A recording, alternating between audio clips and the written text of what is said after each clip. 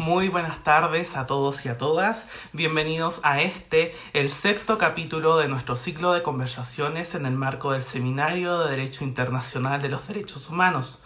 Hoy estamos junto a un gran invitado. Él es Pablo Simón. Pablo Simón es politólogo español, profesor de Ciencia Política en el Departamento de Ciencias Sociales de la Universidad Carlos III de Madrid, doctor en Ciencias Políticas y Sociales por la Universidad Pompeu Fabra e investigador postdoctoral por la Universidad Libre de Bruselas. Es especialista en política comparada, sistemas electorales y de partidos, comportamiento electoral, participación política de jóvenes y descentralización política y fiscal. Además, es autor de El Príncipe Moderno, Democracia, Política y Poder, libro publicado en 2018 por Debates. Vamos a esperar que Pablo se una a nuestra transmisión. Buenas noches, Pablo. Bienvenido a nuestro ciclo de conversaciones. Un gusto poder tenerte junto a nosotros y un gusto también poder conocerte. Placer. ¿Se me oye bien? Sí, se oye bien. Estupendo.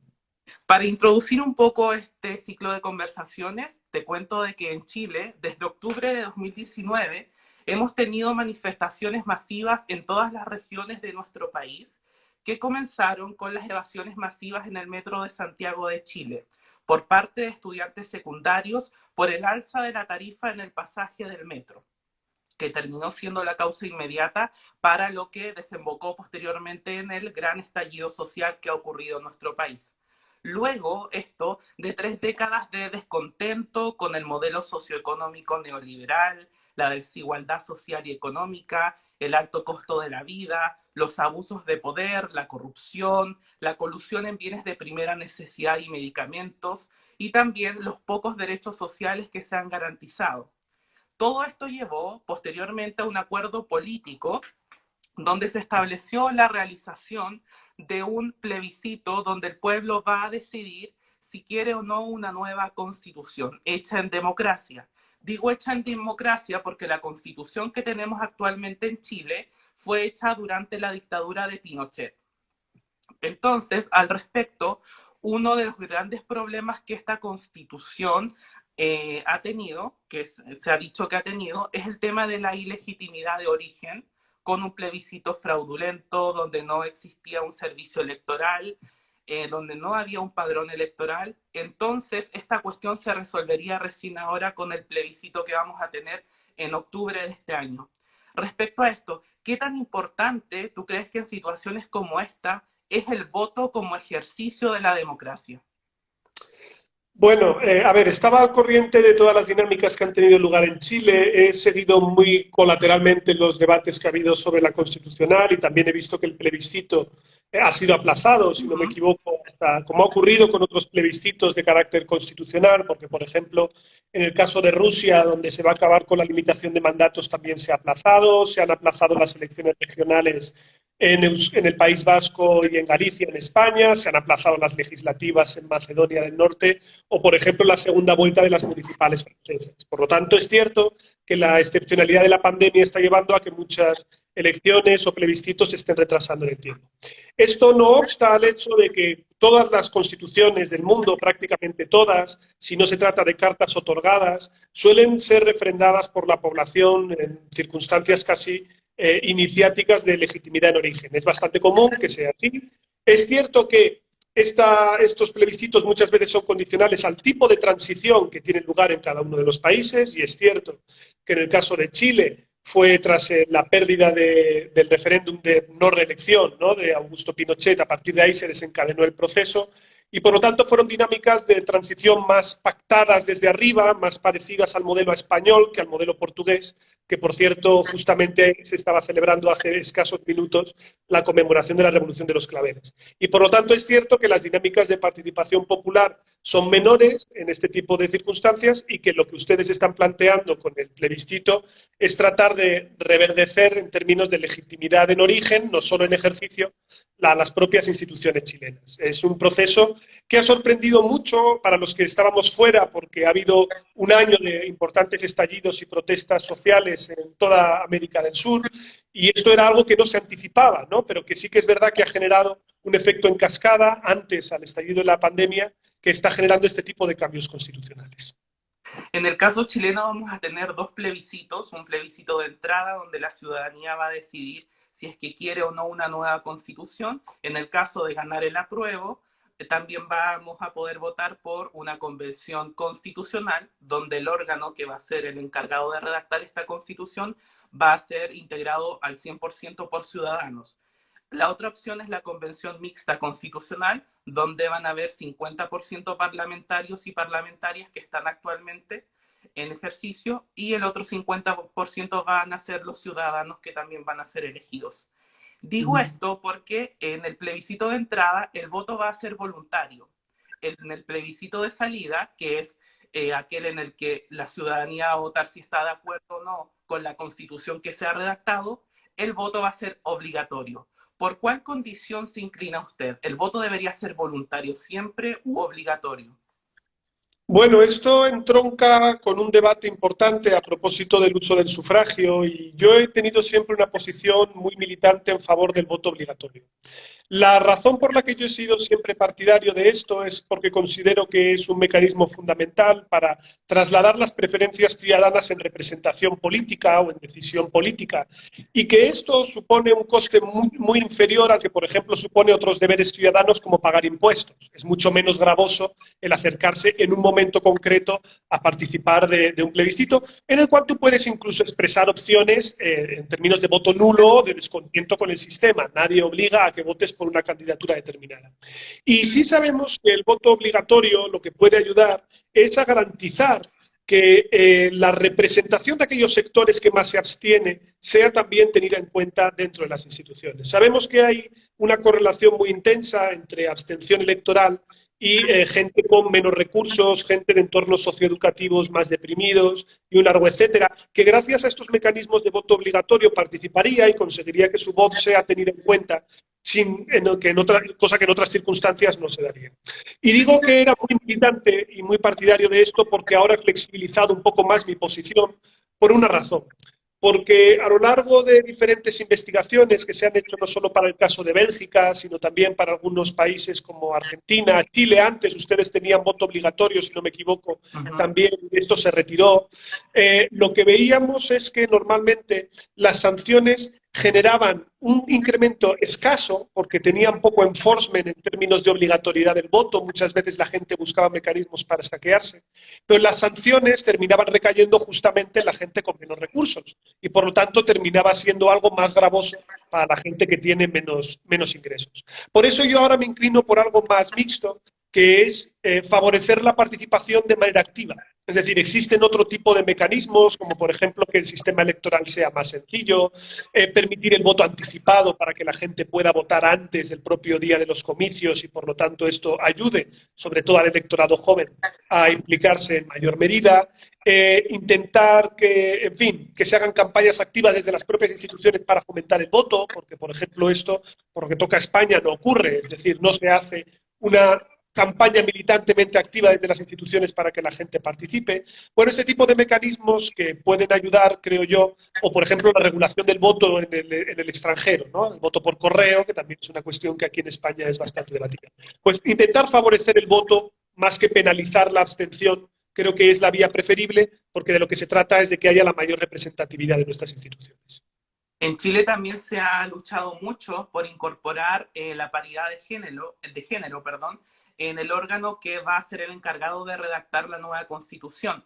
¿Cuál es su opinión respecto a la paridad de género, en particular de un órgano constituyente? Bueno, hay bastante evidencia empírica de que la representación descriptiva, es decir, lo representativo que es la institución del conjunto de la sociedad, se traduce en términos de representación sustantiva y de representación simbólica. Es decir, que cuando tú tienes, por ejemplo, grupos sociales representados dentro de tus instituciones o grupos, me refiero, por ejemplo, evidentemente a las mujeres, que son la mitad de la población, no son una minoría, ¿no? Son la mitad de la población, o determinadas minorías indígenas u otro tipo de grupos sociales que están en las instituciones y en los parlamentos, hay más políticas que se hacen en favor de esos grupos. Por lo tanto, ayuda, no solo ellos lo hacen, pero también ayuda a empujarlo, pero también cambia las propias percepciones sociales que tenemos de esos grupos. Y esto hay también bastantes estudios hechos, por ejemplo, cuando se han aplicado cuotas en el contexto de la India, que demostraba que cuando los indios tenían una alcaldesa, pues descubrían que haya una alcaldesa no es algo problemático, no se cae el mundo y por lo tanto las mujeres están igualmente cualificadas para el desempeño de tareas políticas. Luego rompe estereotipos.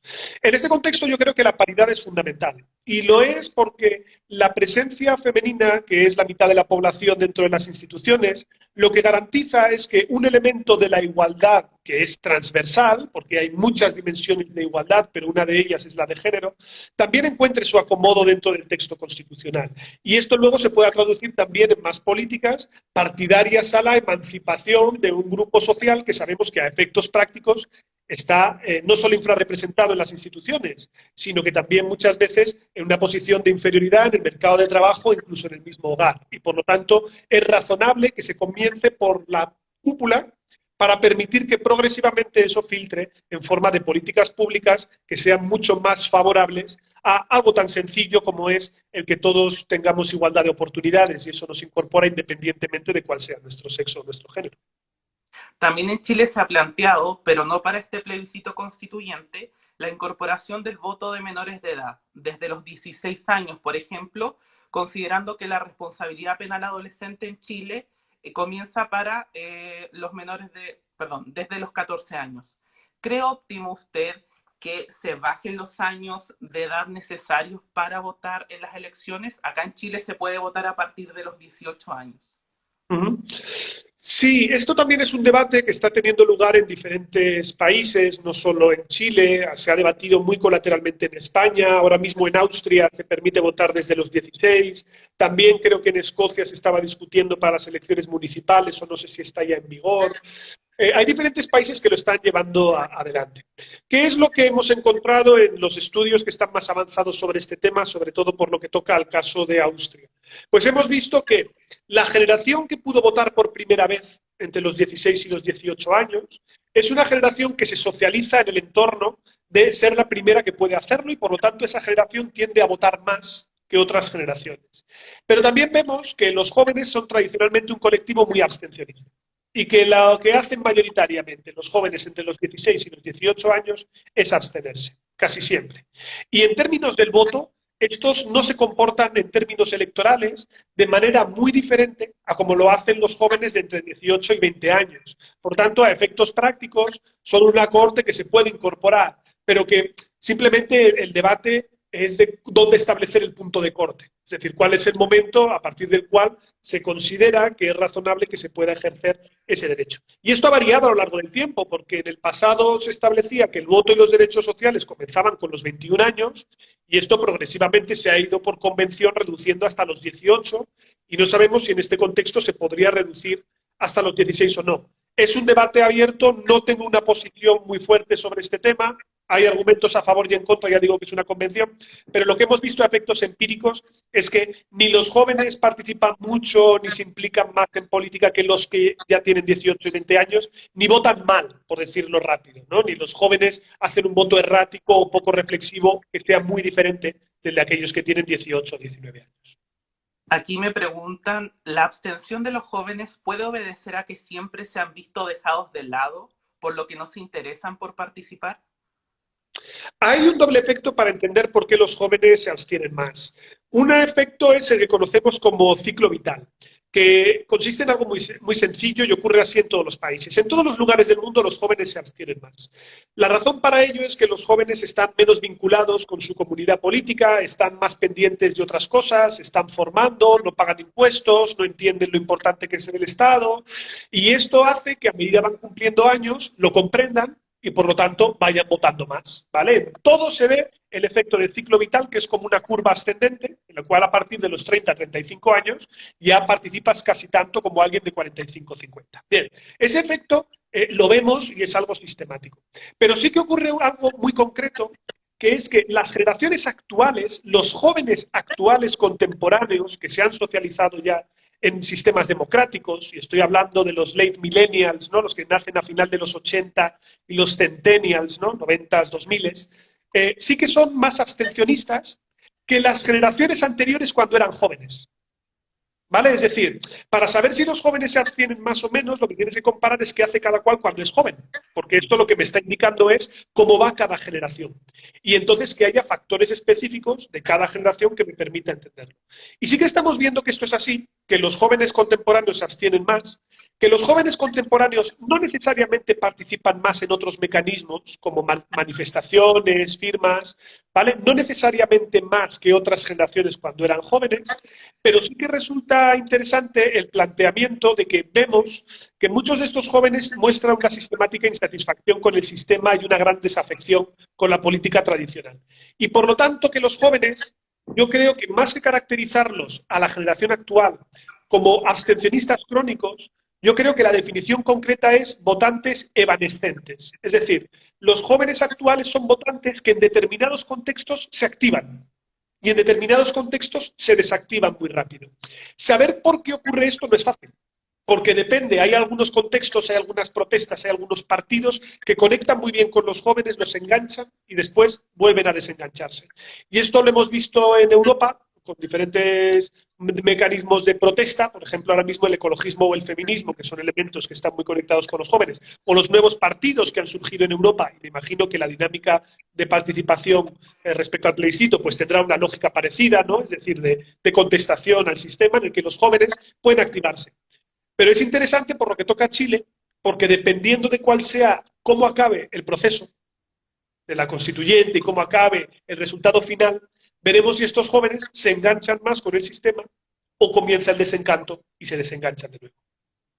Les recuerdo que pueden enviar sus preguntas en el tablón de comentarios. Ahora entremos al tema obvio del momento, que es el COVID-19. ¿Usted ve algún liderazgo mundial ante la crisis? Liderazgo mundial, hombre, liderazgo mundial no sé si es apropiado, pero desde luego lo que sí estamos viendo es que en este contexto hay clarísimamente una dinámica de dilema del prisionero. Es decir, lo que estamos viendo es que cada gobierno está intentando de manera autónoma tomar aquellas políticas que considera mejor para salvaguardar a su propia población y por lo tanto que una pandemia que tiene carácter global y está en un contexto de interdependencia mutua, la paradoja que arroja es que lo que está generando es respuestas exclusivamente sobre bases nacionales. Y por lo tanto lo que estamos viendo es cierto repliegue a los estados-nación tradicional para intentar controlar la pandemia. Cada cual desde su propio gobierno, con sus propias peculiaridades, con sus aciertos y con sus errores, pero con una pauta relativamente común, que es que aquellos países que tienen capacidad estatal de un Estado que funciona, pueden reaccionar mejor contra la pandemia que los que no, ¿vale? En algunos, por ejemplo, estoy pensando ahora, por ejemplo, en África, ¿no? Donde hay estados fallidos, pues ni siquiera nos vamos a enterar del impacto destructor de esta pandemia. Segundo y evidente, que aquellos países que tuvieron una pandemia en el pasado, pues han sido más habilidosos sus gobiernos para poder reaccionar, y esto, por lo tanto, hace que el sudeste asiático, que ya tuvo el SARS-1 entre los años 2002-2003, pues haya sido más rápido, no haya tenido tanto optimismo o, si se me permite, arrogancia como los gobiernos europeos que pensaban que esto jamás les podía pasar a ellos, que además, y esto también es algo sintomático, aquellos países que tuvieron que empezar a aplicar confinamientos lo pudieron hacer más fácil porque es una política impopular. Un confinamiento lo que supone es una restricción en la movilidad y mucha pérdida económica. Lo pudieron hacer mejor si pudieron escarmentar en cabeza ajena. Es decir, si la crisis les tocó sufrirla antes a países cercanos que ya tuvieron que confinarse y por lo tanto pudieron aprender ellos y sus opiniones públicas lo aceptaron mucho más rápido. Estoy pensando, por ejemplo, en por qué Italia y España son un poco los que dan la gran señal de alarma al resto de países. Y a partir de ahí, pues Portugal apenas tiene unas pocas infecciones, cierra rapidísimamente. Francia, aunque comete algunos errores al principio, se mueve más rápido. Bélgica, Reino Unido comete algunos errores también, pero Irlanda se cierra muy rápido. O sea que en cada país ha ido distinto según sus gobiernos, pero el factor tiempo en una pandemia que se extiende a una velocidad tan importante ha sido decisivo para que los gobiernos estuvieran precavidos y tomaran estas medidas dolorosas a tiempo para intentar salvaguardar a sus poblaciones. Amaru AKS pregunta, ¿cuál es la visión internacional que se tiene de la gestión de Piñera del COVID-19? Piñera es Pues el de Chile. me gustaría estar más al día de cuál es la situación, pero lamento muchísimo decir que no he estado siguiendo cuáles son las medidas que se están aplicando en Chile, porque honestamente, y pido disculpas por ello, no estamos en España justo en el epicentro y por lo tanto estamos tan preocupados ahora mismo por controlar nuestra propia situación e incluso dentro de las propias comunidades autónomas. Saben que España es un país descentralizado que tiene tiene 17 comunidades autónomas con peculiaridades que hace que casi nosotros seamos como un microestado, ¿no? Como una microunión europea, viendo cómo gestionamos estas dinámicas. Así que lamento mucho el no poder ser de ayuda porque no he seguido demasiado la polémica. ¿Y considera usted que hay algunos líderes europeos que frente a esta pandemia se han dedicado a acumular más poder? Estoy hablando del caso de Hungría, por ejemplo. Sí, esto yo creo que es lo más interesante de todo, ¿no? Las democracias tienen mecanismos constitucionales para defenderse mediante el estado de alarma o de excepción o de sitio, que son mecanismos constitucionalmente tasados que dan poderes de excepción al Ejecutivo. Y es muy importante recordar que aquí hay una doble dinámica. La primera es que un estado de alarma o de emergencia no supone un estado de arbitrariedad.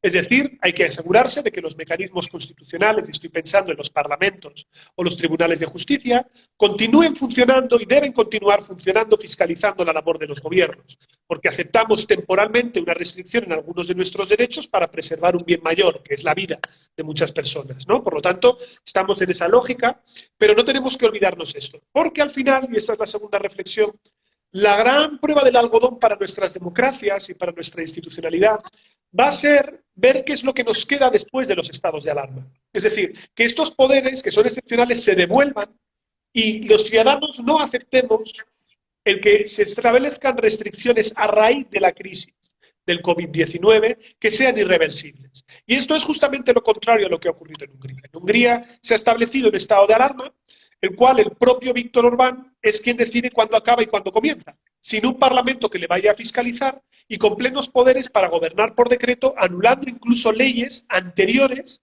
a este estado de alarma. Por lo tanto, a efectos prácticos es un dictador plenipotenciario que además ha establecido delitos por extensión de bulos o de información falsa de entre 5 y 9 años para periodistas o medios de comunicación que evidentemente serán desafectos.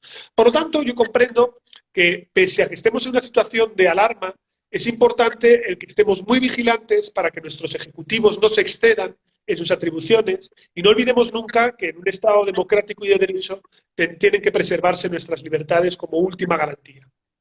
¿Y cómo cree usted que está enfrentando la Unión Europea esta crisis? Pues diría que mejor que como afrontó la gran recesión del año 2008. Es decir, la Unión Europea se ha movido tarde respecto a lo que es la gestión sanitaria de la crisis, porque es cierto que la Unión Europea no tiene competencias en el ámbito sanitario y por lo tanto poco podía hacer más allá de hablar de algunas políticas de coordinación. Y estoy seguro de que esto cambiará, de que a partir de ahora la Unión Europea estará más coordinada en esta materia. Pero sí que es verdad que en términos económicos y de reacción frente a lo que será en paralelo una enorme crisis económica y social, la Unión Europea ha reaccionado mejor que en el pasado. Y digo que ha reaccionado mejor porque el Banco Central Europeo, por ejemplo, ha aprobado una línea de crédito de 750.000 millones para aquellos países que necesiten endeudarse.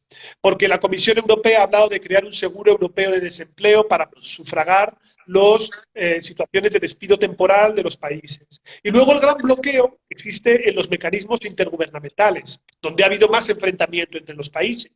Pero incluso en ese contexto se ha asumido el que la Comisión Europea, que es el Ejecutivo Europeo, por decirlo de alguna manera, asuma poderes para bien generar deuda, bien generar inversiones en una propuesta que venía de España, que lo que permita sea dar dinero para intentar paliar el impacto de la crisis y, por lo tanto, que no entremos en una dinámica tan compleja y tan mala como en la que entró Europa entre el año 2008 y 2014. que dejó enormes cicatrices y unos rotos políticos que todavía lo sufrimos, ¿no? Por tanto, yo creo que la Unión Europea ha reaccionado mejor que entonces, pero por supuesto hay más que de lo que esperamos más y confiamos en que estos mecanismos se puedan ir poniendo en marcha pues con la máxima prontitud durante las próximas semanas. ¿Y cómo se podría ir activando el tema de la solidaridad europea? ¿Qué herramientas tiene la Unión Europea que pueden ayudar a los países miembros a superar la crisis? Bueno, pues como decía, el Banco Central Europeo ya ha ayudado.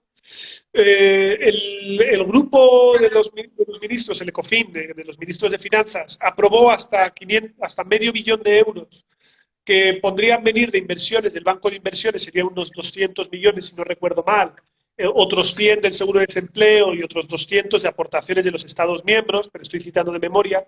Pero yo creo que la propuesta que ha hecho España, y que es un poco el marco general de discusión, es la más interesante. Porque lo que propone España es lo siguiente. Propone que la Comisión Europea, que es el Ejecutivo comunitario y que toma las decisiones por mayoría cualificada, tenga capacidad para generar deuda perpetua, ¿vale? El concepto de deuda perpetua es que tú devuelves los intereses, pero no devuelves la deuda, ¿vale? Sino que solo vas devolviendo los intereses, de hasta 1,5 billón de euros, que es más o menos el PIB de toda Italia, y que en vez de generar deuda, lo que genere sean inversiones directas, ¿vale? Dinero que vaya directamente a los estados más afectados por la crisis y que además estén vinculados al Green New Deal, es decir, que sea para industrias de renovables, para cambio del sistema energético, etcétera, etcétera, ¿vale? Vinculado desde esta manera. ¿Qué es lo que estamos hablando aquí? Lo que estamos hablando, si se lleva esto a la práctica, es de que estamos generando un protogobierno federal europeo. Es decir, estamos generando un prototesoro europeo con capacidad de gasto, con que va a tener que financiarse para pagar los intereses, bien con aportaciones de los estados, bien con el presupuesto plurianual, que es el presupuesto que aprueba la Unión cada, creo recordar, 2-3 años, o si no es desde esta vía, con elementos de aduanas, porque en eso sí que tiene competencia la Unión Europea. Y claro, esto te da un tesoro europeo desde el cual tú puedes gastar y dirigir inversiones.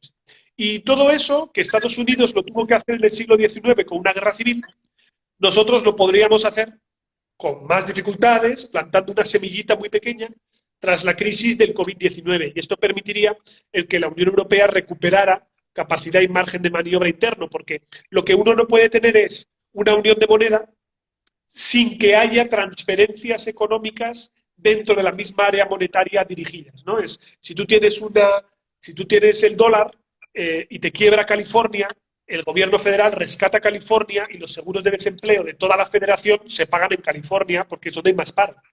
Si nosotros no tenemos eso en Europa, el problema es que tenemos en la camisa de fuerza de una moneda común, sin tener política monetaria porque la controla el Banco Central Europeo, pero sin los instrumentos políticos y fiscales que armonicen nuestros aparatos productivos y nos permitan hacer inversiones.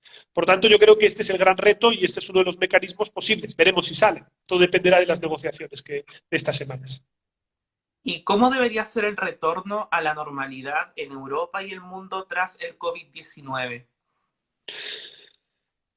No soy epidemiólogo, por lo tanto es poco lo que sabemos. Tampoco sabemos mucho incluso sobre la propia naturaleza del virus, porque hoy mismo la OMS decía que no está nada claro que genere inmunidad el haber pasado el COVID-19, por lo tanto estamos en una situación muy dudosa. Pero sí que parece evidente que hasta que haya vacuna al menos vamos a ver un mundo diferente. Y va a ser un mundo diferente en el cual los grandes movimientos de personas, el turismo, va a decaer de manera importantísima. En el cual nos vamos a encontrar que, aparte del efecto de la propia crisis económica, grandes concentraciones de personas, lo que van a ser es muy minoradas. No vamos a tener bares, no vamos a tener conciertos, no vamos a tener festivales, o lo vamos a hacer en unos contextos muy reducidos. Y por lo tanto, ¿cómo tiene que ser el desconfinamiento? ¿Cómo tiene que ser la vuelta a la normalidad? La vuelta a la normalidad tiene que ser necesariamente asimétrica, porque no está golpeando la pandemia igual a todos los países del mundo ni a todos los territorios del mundo, y por lo tanto habrá algunos que vayan más rápido que otros. Y tiene que ser gradual, tiene que ser incremental. Tenemos que asegurarnos de que no haya rebrotes y no estemos abriendo el país después teniéndolo que cerrar. Porque esto ya ha ocurrido en Hong Kong, Singapur o Japón. Abrieron los países y ha venido una segunda ola y han tenido que cerrar de nuevo. Por lo tanto, en el fondo no vamos a estar seguros hasta que no tengamos la vacuna. Y el mundo en el que vamos a vivir va a ser un mundo muy diferente. porque vamos a tener más dificultades para desplazarnos, vamos a tener menos contacto social, vamos a tener más fiestas en casa y menos en los bares. Bueno, este es un mundo diferente en el cual vamos a tener que estar durante los próximos meses, al menos hasta que aparezca una vacuna fiable. Aquí preguntan, ¿cómo ha funcionado la policía y las fuerzas de orden en esta pandemia en España? ¿Hay casos de vulneraciones a los derechos humanos? ¿Hay racismo u otras formas de discriminación que puedan afectar a la democracia? Bueno, lo que hemos visto es los cuerpos y fuerzas de seguridad del Estado en España han funcionado con el apoyo de los militares también. Esto es una novedad porque esto no lo habíamos tenido en el pasado, pero se han desplegado también sobre el terreno militares desarrollando funciones de policía en apoyo a estos cuerpos y fuerzas de seguridad del Estado, como decía, porque en algunos territorios también hay policía autonómica, ¿vale? O sea, tenemos diferentes estamentos. Y lo que hemos visto son las típicas imágenes en las cuales de vez en cuando hay multas improcedentes, ¿vale? Esto nos lo hemos encontrado de policías que a veces se han extremado en el celo. Por ejemplo, ha habido algún caso de un policía amonestando a un ciudadano porque había venido de un supermercado y consideraba que no había hecho compra suficiente. Y por lo tanto que estaba paseándose en vez de ir a comprar. Bueno, evidentemente ese recurso lo perderá, ¿vale? Porque existe el mecanismo, un doble mecanismo que es el contencioso administrativo, que son los tribunales que se encargan de evaluar si están bien hechos o mal hechas las sanciones, y luego existe la vía judicial efectiva, ¿no? A través de la vía penal, si es que hay delitos de desobediencia. Y no hemos visto ningún caso de violencia, ha habido algún episodio muy puntual, pero no hemos visto ningún caso de violencia, no se ha denunciado al menos ningún caso de racismo, sí hay casos de gente que considera que la sanción está mal puesta. Y esto es perfectamente comprensible y normal, y habrá muchos casos, y algunos se ganarán y otros no, porque sí que es cierto que a veces la policía pues, se equivoca y funciona con un exceso de celo que no procede, ¿no? Por eso no, pero no ha habido violaciones masivas como el caso que vosotros hablabais de las protestas, ¿no? O sea, me imagino que esta pregunta venía a propósito de la situación que sí generó alarma también en España de vulneraciones de derechos humanos en vuestro país. El entorno es muy diferente, ¿vale? Es muy distinto y las sanciones son estrictamente pecuniarias, económicas. ¿Qué lecciones de momento cree usted que puede sacar la Unión Europea como aprendidas de esta crisis? ¿Puede esta situación hacer más fuerte o más débil a la Unión Europea? Pues no lo sabemos porque dependerá de cómo se articule la decisión o las decisiones políticas durante las próximas semanas. Yo tengo la impresión de que la Unión Europea ha aprendido al menos dos, tres cosas, ¿no? Tal vez la primera sea necesitamos tener industria nacional que pueda fabricar stocks sanitarios. Segundo, necesitamos mejor coordinación entre los países para reaccionar ante emergencias de pandemia y que esto no se expanda porque la relación entre los socios comunitarios es mayor y, por lo tanto, si hay un brote en Italia, rápido nos va a tocar a todos. Luego tenemos que tener mecanismos y fuerzas de reacción rápida que puedan funcionar en ese contexto. Y tercero, que en términos de reacción económica se está haciendo mejor, pero que todavía hay más camino para recorrer. Y que dependiendo de las decisiones económicas que tomemos, veremos en qué medida la propia Unión Europea decaerá o se fortalecerá, si se tomarán medidas de integración mucho más fuertes o no, ¿no? Hay algo que se suele decir por parte de la gente que es más europeísta, que es que la Unión Europea avanza a base de críticas y por lo tanto, o sea, avanza a base de crisis, perdón, y que por lo tanto cuando hay una crisis la Unión Europea hace una reflexión, se refuerza y avanza. Pero esto me recuerda a mí mucho a la parábola del pavo empírico de Bertrand Russell. Bertrand Russell contaba una parábola de un pavo que todas las mañanas venía un granjero y le echaba pienso y comía, y por lo tanto estaba muy contento porque cada mañana le echaba el granjero y por lo tanto anticipaba que como ya en el pasado le había echado el granjero el pienso, pues le volvería a echar mañana. Y lo que no sabía el pavo es que mañana era 25 de diciembre y en vez de echarle el pienso, el granjero lo que iba a hacer era comérselo a él. Por lo tanto, ocurre que intentemos extrapolar siempre de que las crisis del pasado han hecho que la Unión Europea se pudiera articular mejor, no significa que esto necesariamente tenga que pasar aquí. Por lo tanto, va a depender muchísimo de los equilibrios de fuerza que haya entre los países y si se decide avanzar hacia más integración económica o no. Por aquí preguntan, ¿la crisis es una oportunidad para el autoritarismo o para fortalecer la democracia?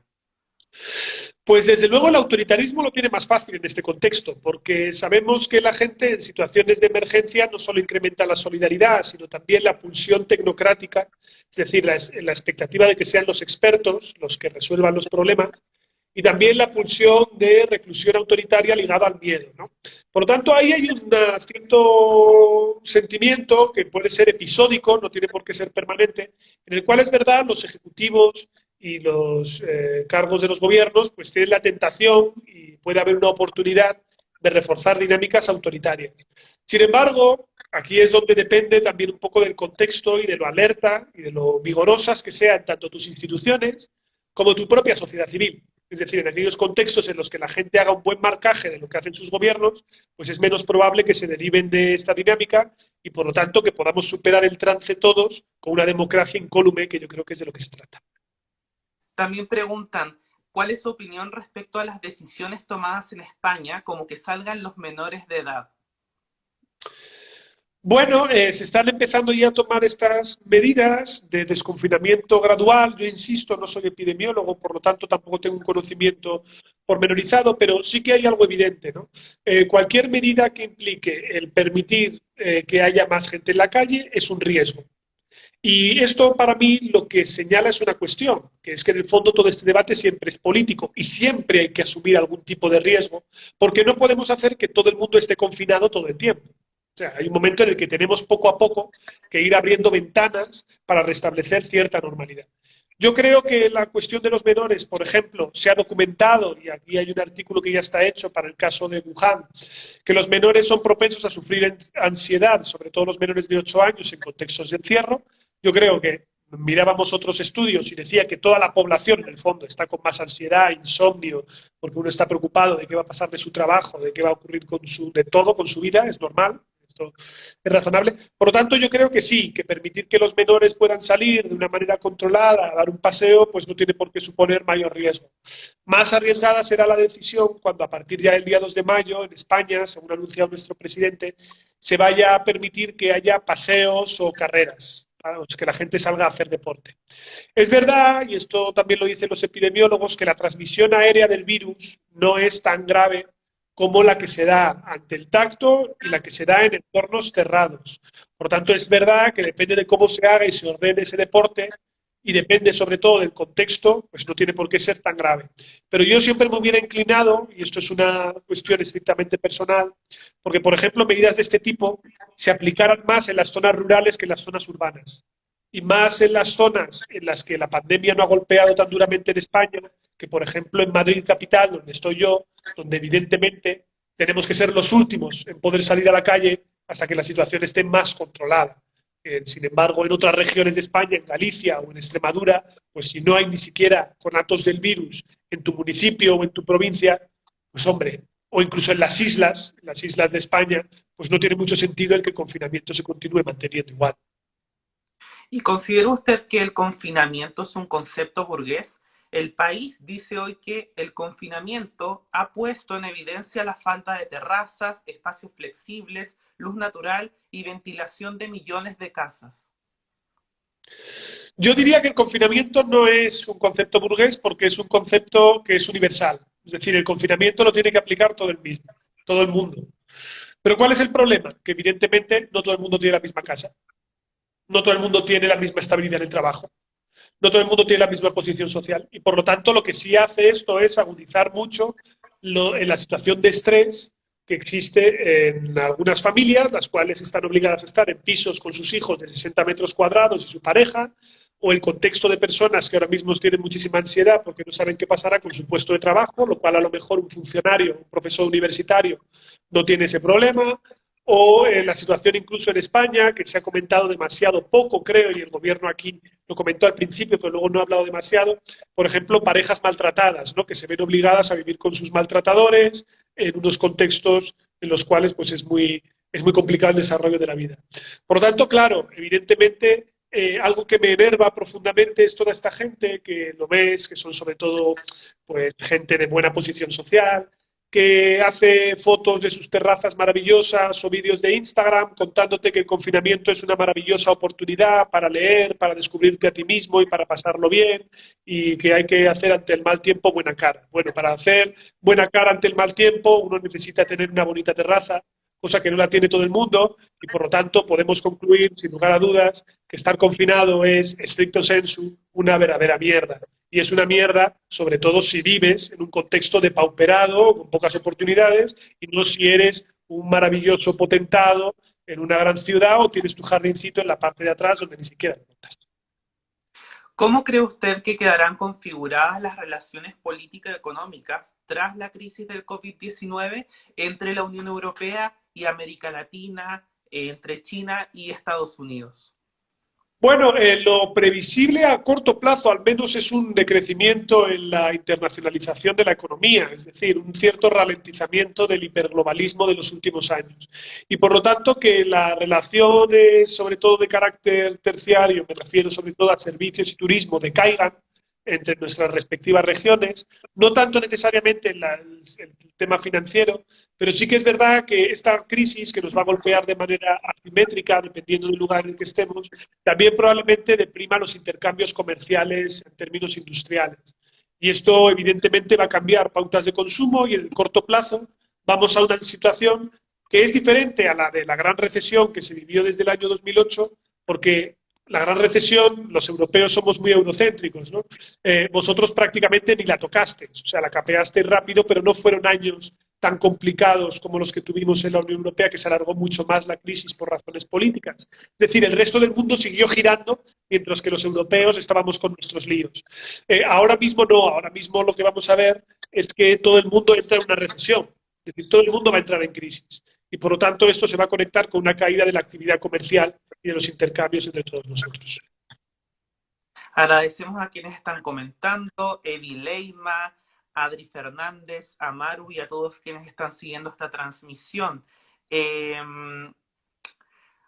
¿Cree usted que ha existido un cambio de actitud por parte de Boris Johnson en las medidas implementadas en el Reino Unido antes y después de que se haya enfermado por el COVID-19? Bueno, no estoy seguro si la enfermedad ha sido el elemento determinante de que haya habido un cambio en su política, pero el cambio en su política ha existido. Es decir, la estrategia de inmunidad del rebaño, esta idea de que se infectara a muchísimas personas porque esto permitiría llegar a tasas del 60-70% y esto permitiría, por lo tanto, el que el golpe económico fuera menor y no hubiese que aplicar confinamiento, rápidamente se vio errada porque los cálculos más optimistas hablaban de una sobresaturación del sistema de salud británico en no más de un mes, mes y medio. Y por lo tanto se ha visto obligado a aplicar unas medidas de confinamiento que son medidas de confinamiento más soft de las que, por ejemplo, tenemos ahora mismo en España. Sí es cierto que él contrajo el coronavirus y ha estado muy enfermo de coronavirus. En cualquier caso, el cambio en su política ha sido. No sabemos si ya estaba enfermo cuando cambió la política y no sabemos si ese ha sido el elemento determinante, pero sí que es verdad que los resultados de su política se estaban demostrando desde el primer momento errados. Y esto es algo que da que pensar de cómo, hasta qué punto la falacia es así, ¿no? Por lo que toca a que se toman siempre las recomendaciones de los expertos. Los expertos recomiendan, pero las decisiones son estrictamente políticas. Y en última instancia tú tienes que valorar un montón de elementos. Y Johnson optó por una estrategia arriesgada, pero con mala suerte. Y esto es exactamente lo que le ha ocurrido a él en el Reino Unido y es exactamente lo que está ocurriendo con Donald Trump en Estados Unidos.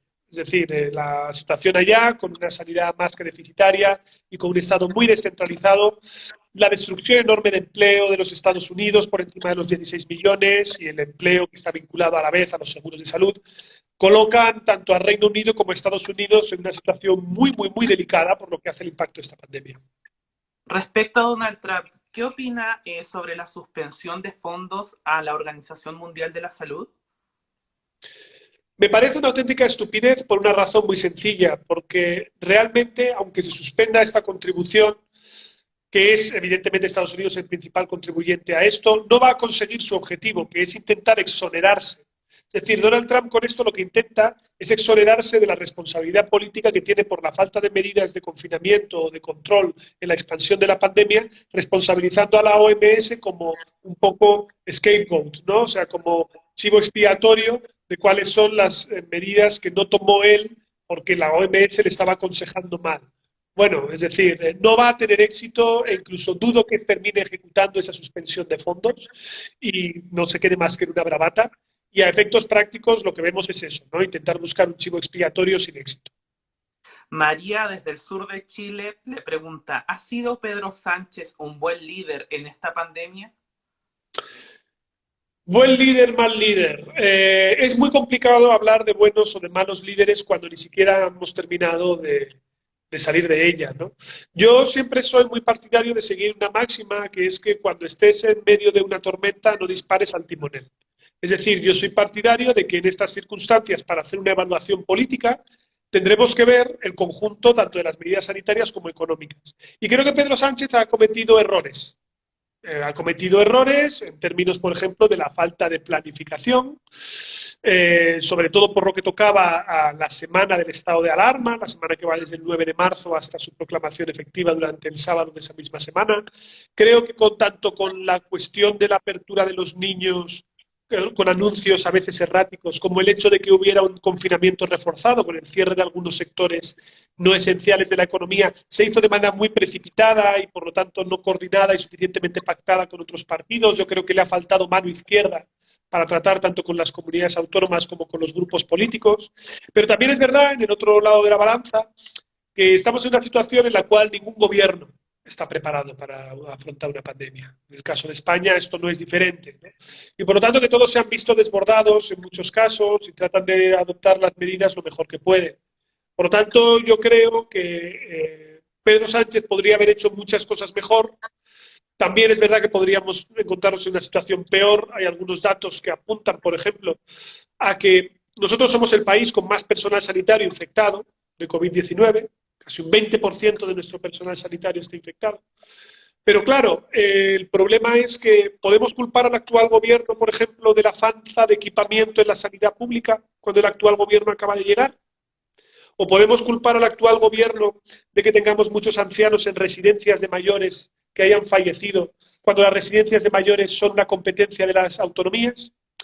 Es decir, que es complicado muchas veces asignar responsabilidades y ver cuánto margen de maniobra hay para adoptar las diferentes medidas. Por tanto, yo me inclino por esperar un poco hasta que veamos todo el desarrollo. Vamos a esperar y a partir de eso podremos tener más perspectiva temporal, porque casi más que Pedro Sánchez, a mí lo que me preocupa es mi país. Entonces, a mí lo que me preocupa es que aprendamos.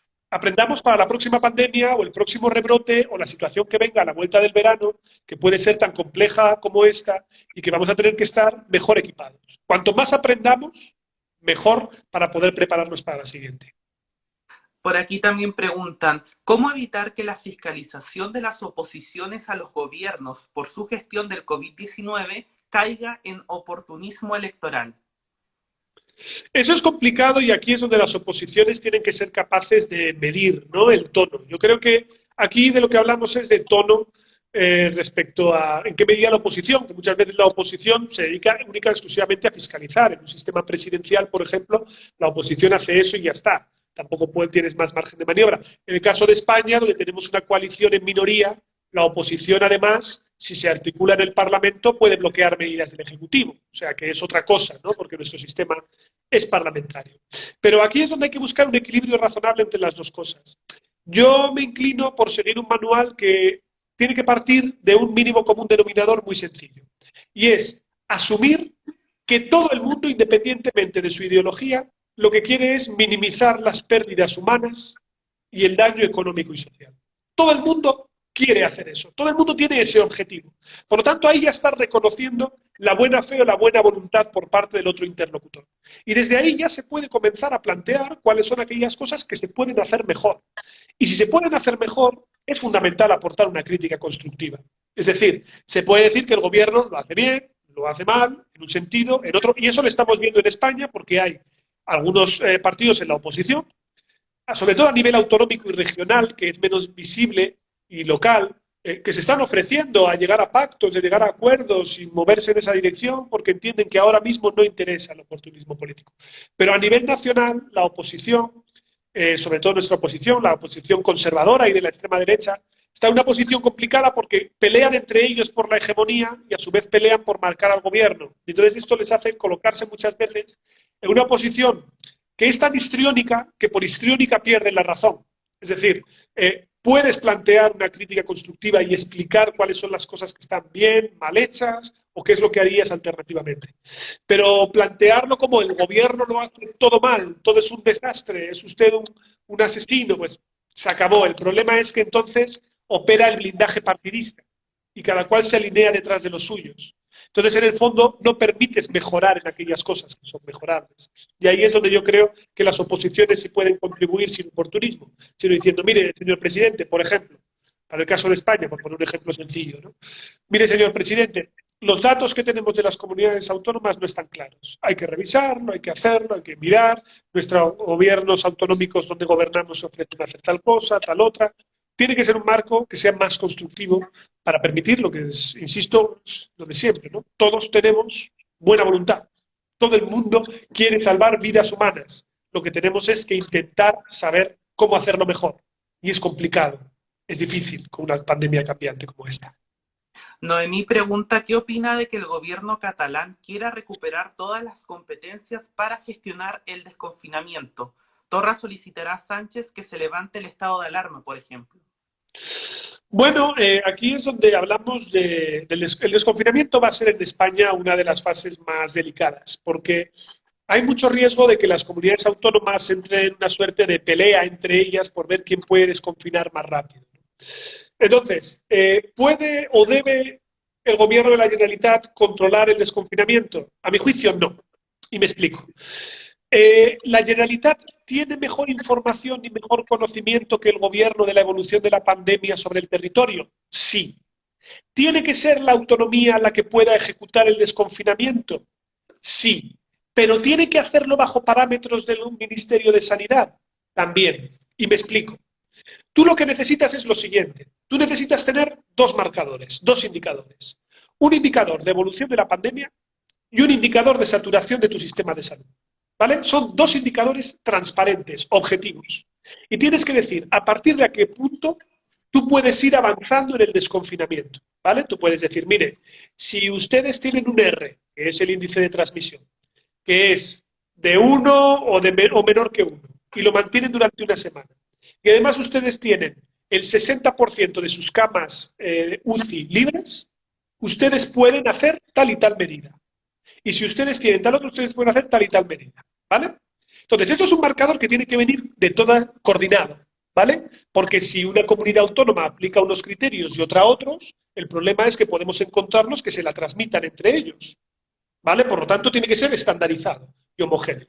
Dos, hay que fijar cuál es la unidad territorial para abrir. ¿Vale? Que no tiene por qué ser toda la autonomía. Que yo soy partidario de que, por ejemplo, sea a nivel local, a nivel municipal. ¿Vale? O por el centro sanitario más cercano que tú tengas. ¿Vale? Te toca este centro de salud, pues ahí, pum. ¿Vale? Y a partir de ahí, ¿quién tiene esa información? ¿Quién tiene mejores datos? Las autonomías. Y por lo tanto, las autonomías tienen que dar las instrucciones a los municipios y supervisarlos de que me ha dicho el ministerio que ya cumplo estos criterios. Ahora voy a aplicarlo yo en aquellos municipios donde cumplo estos criterios y en los que no, no. ¿Vale? Por lo tanto, realmente lo que estamos hablando aquí es de que no sea un nivel u otro. Tiene que haber una coordinación integrada desde el marco general que coordina y estandariza hasta el que ejecuta, que es el que tiene mejor información, hasta el que desconfina, que es el que está más cerca del territorio. Y eso requiere algo que no tenemos en España, que es lealtad federal. La lealtad federal es algo tan sencillo como que las administraciones cooperen entre ellas, confiando mutuamente y teniendo buena interlocución. Y esto es lo que ahora mismo no tenemos, no al menos en algunos territorios. Y yo creo que esto es problemático porque puede hacer que muchas cosas salgan mal. Yo creo que no hay nada que pueda ser más frustrante que el que empecemos a desconfinar y haya que volver a dar marcha atrás porque la pandemia se vuelve a descontrolar en algunos territorios.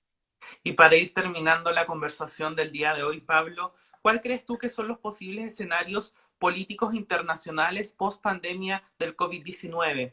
¿Un posible declive del multilateralismo o una amenaza a la globalización? A ver, yo creo que vamos a ver cierta, al menos en el corto plazo, desglobalización por lo que toca a la libertad de movimiento de personas y caerá un poco de mercancías, al menos hasta que se restablezca hasta que aparezca la vacuna. Yo creo que veremos la aceleración de dinámicas que ya conocíamos. Es decir, yo creo que veremos la aceleración de la cuarta revolución industrial y, por lo tanto, de la tecnificación, del teletrabajo, de la individualización del consumo y del ocio, de mecanismos de mayor individualismo. Yo creo que esas dinámicas las vamos a ver en paralelo a también un sentimiento más fuerte de cohesión y solidaridad nacional, ¿vale? Porque yo estoy seguro de que al mismo tiempo la crisis nos va a golpear muy duro y esos efectos lo vamos a ver. Y lo que no tengo tan claro es hacia dónde se van a mover los polos de poder. Porque es cierto que todo el mundo hablaba de que esto lo que va a hacer es que sea inevitable ya el auge del sudeste asiático y de que Europa entre en declive y sea despiezada y de que Estados Unidos, no lo sé, porque Estados Unidos también va a entrar en una situación crítica muy difícil. Y por lo tanto yo tengo la impresión de que a lo mejor terminamos saliendo de estas una de dos, o más divididos y más rotos, con un multilateralismo más agresivo, con mecanismos de capitalismo de Estado, dependiendo de cómo salga cada cual, o más integrados. Es decir, con buscando mecanismos de gobernanza supranacional que nos permitan controlar o articular pandemias y frenarlas de manera más eficaz.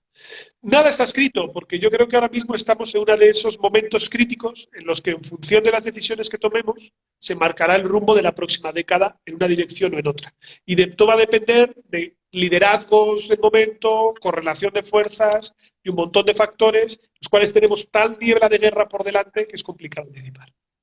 Bueno, Pablo, muchísimas gracias. Le envían muchos saludos desde Chile. La verdad es que el público chileno quedó encantado. Te agradezco por haber aceptado nuestra invitación. Le recordamos al público que el día lunes vamos a estar a las 6 de la tarde, hora chilena, junto a Catalina Fernández Carter. Ella es abogada de la Universidad de Chile, miembro judicial de la Corte Internacional de Justicia. Y el día miércoles vamos a estar junto a Heraldo Muñoz a las 8:30 de la noche, hora chilena, que es ex canciller chileno. Pablo, te doy el tiempo para despedirte. Nada, un placer, gracias a todos y un abrazo fuerte. Gracias por la invitación y espero que estéis todos bien. Salud. Gracias a ti y gracias al público. Adiós. Hasta luego.